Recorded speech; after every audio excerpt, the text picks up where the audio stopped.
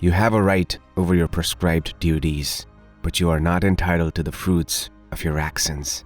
Never consider yourself to be the cause of the results of your activities, nor be attached to inaction. The soul is neither born, nor does it die, nor having once existed, does it ever cease to be. The soul is without birth, eternal, immortal, and ageless. It is not destroyed when the body is destroyed. The soul can never be cut into pieces by any weapon, nor can it be burned by fire, nor moistened by water, nor withered by the wind. He who has no attachments can really love others, as his love is pure and divine. Do everything that you have to do, but not with greed, not with ego, not with lust, not with envy, but with love, compassion, humility, and devotion. Blessed is human birth. Even the dwellers in heaven desire this birth, for true knowledge and pure love may be attained only by a human being. The peace of God is with them whose mind and soul are in harmony, who are free from desire and wrath, who know their own soul. It is better to live your own destiny imperfectly than to live an imitation of somebody else's life with perfection. Perform all thy actions with mind concentrated on the divine, renouncing attachment and looking upon success and failure with an equal eye. Spirituality implies equanimity. He who has let go of hatred, who treats all beings with kindness and compassion, who is always serene, unmoved by pain or pleasure, free of the eye and mind, self-controlled, firm and patient, his whole mind focused on me, that is the man I love the most. The non-permanent appearance of happiness and distress, and their disappearance in due course, are like the appearance and disappearance of winter and summer seasons. They arise from sense perception, and one must learn to tolerate them without being disturbed.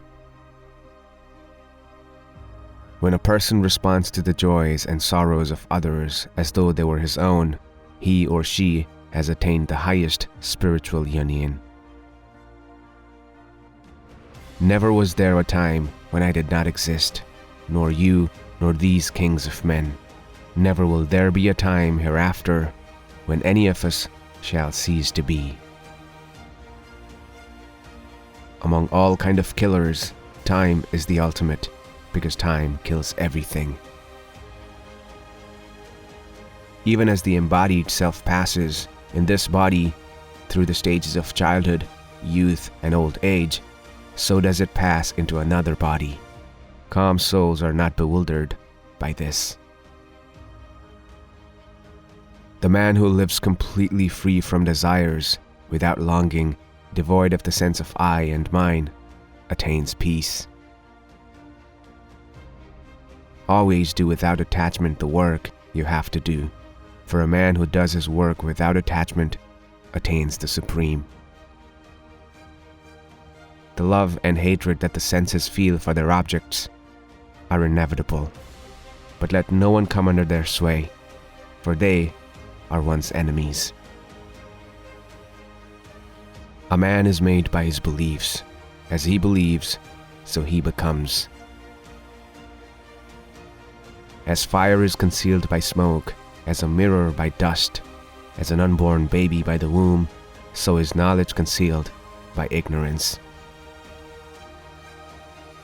The embodied soul who has subdued his senses, having renounced all actions with a discerning mind, dwells happily in the city of 9 gates, neither working nor causing work to be done.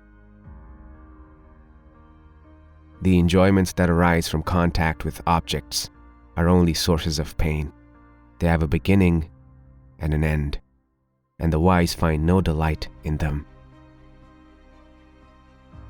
For one who has conquered his mind, His mind is the best of friends, but for one who has failed to do so, his mind is his greatest enemy.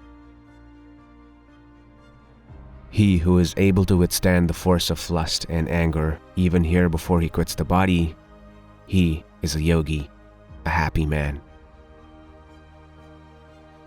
Shutting out all external objects, fixing the gaze of his eyes between his brows, equalizing the outward and inward breaths moving in the nostrils, controlling his senses, mind, and understanding, being ever bent on liberation, ridding himself of desire, fear, and anger.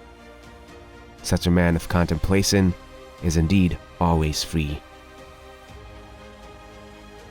When a man has no attachment to the objects of senses or to works, and when he has wholly renounced his will, he is said to have attained yoga. Let a man be lifted up by his own self. Let him not lower himself, for he himself is his friend, and he himself is his enemy. Let him withdraw the fickle and unquiet mind from whatever causes it to wander away, and restore it to the control of the self alone. He who sees me everywhere and sees everything in me, to him I am never lost, nor is he ever lost to me. Set your heart upon the work, but never its reward. Yoga is hard to attain, I think, by a man who cannot control himself, but it can be attained by him who has controlled himself and who strives by right means. A yogi striving diligently is purified of all sins, and becoming perfect through many births, reaches the supreme goal. He who is alike to foe and friends, unaltered in honor and dishonor, who is the same in cold and heat, in pleasure and pain, who is free from attachment, who is unchanged by praise and blame, who is silent, content with whatever he has, and is full of devotion, that man is dear to me. Some by meditation perceive the self in themselves through the mind, some by devotion to knowledge, and some by devotion to work. Fear not. What is not real never was and never will be. What is real always was and cannot be destroyed. He who experiences the unity of life sees his own self in all beings, and all beings in his own self, and looks on everything with an impartial eye. Change is the law of the world. In a moment, you become the owner of millions. In another, you become penniless. The pleasure from the senses seems like nectar in the beginning, but it is bitter as poison at the end. Happiness is a state of mind that has nothing to do with the external world.